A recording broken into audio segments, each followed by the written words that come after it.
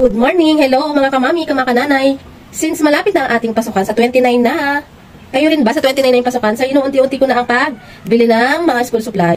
Since ang mama ko nag-insist, ang parents ko nag-insist na magbili ng gamit ng aking grade 5. So napakalaking bagay na rin yun, no, para makatipid tayo mga nanay. Pakita ko lang sa inyo mga kami, kahit walang nagtatanong, no, pakita ko lang sa inyo kung ano yung mga nabili ng aking parents.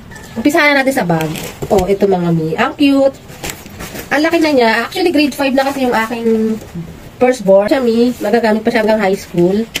At itong spring notebook na palang mga grade 5 to high school, no, ayan.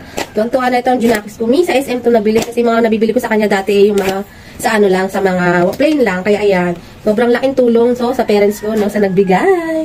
Kailangan na rin pala natin itong mga itong mga 1/4, 1/2, lengthwise, crosswise, ayan, no. Ayan. Naku, sana magtagal to, no? Kasi ang anak ko parang mayor, bigay ng bigat. Tapos ito mga lapis, oh. Lapis at ballpen. Ballpen na po kasi tayo grade 5 to high school. So, ayan. Napakalaking tulong niya mga mi. So, konti na lang ang bibilin ko kasi paunti-unti tayo wala tayong budget. So, kailangan ko din kasi bumili ng bagong uniform na puti at slacks na black ng Junakis ko dahil lumalaki na yung aking firstborn. Grabe, magti-teenager na. So, ayun lang, pinlex ko lang mga mi.